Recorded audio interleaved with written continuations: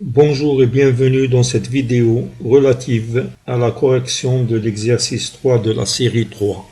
Exercice 3. Sachant que l'énergie cinétique d'un électron sur un niveau n d'un hydrogénoïde est égale à la valeur absolue de l'énergie totale de cet électron sur le même niveau. Premièrement, calculer la longueur d'onde associée à l'électron sur les niveaux 1, 2 et 3 pour l'atome d'hydrogène et pour l'ion hydrogénoïde He+.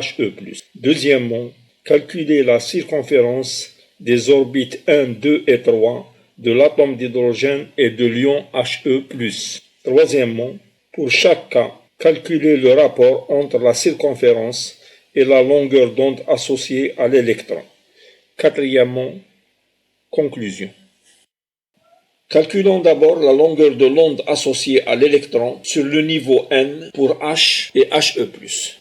L'énergie cinétique est égale à la valeur absolue de l'énergie totale. Donc, on aura 1 demi de mVn carré égale E0 Z carré sur n carré. Avec E0 égale 13,6 électronvolts. Nous avons eu l'occasion de le calculer en cours.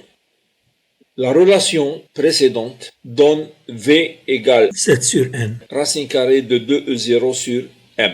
Cette expression permet de calculer la vitesse de l'électron pour un niveau n.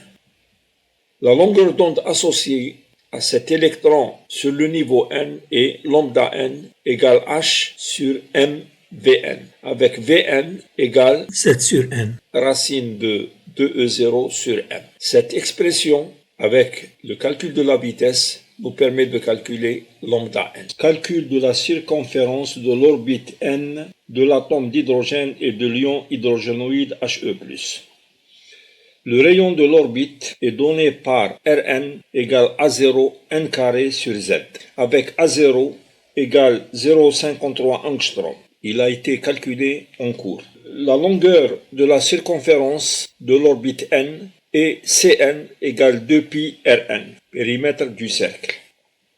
Les formules précédentes permettent de calculer la vitesse Vn de l'électron sur l'orbite n, la longueur d'onde associée, lambda n, le rayon de l'orbite et la circonférence de l'orbite. Pour n égale 1, 2, 3 dans le cas de l'atome d'hydrogène Z égale 1, et pour n égale 1, 2, 3 dans le cas de l'hydrogénoïde He+, Z égale 2. On remarque que les calculs donnent Cn, périmètre du cercle, sur lambda n, longueur d'onde associée, égale n.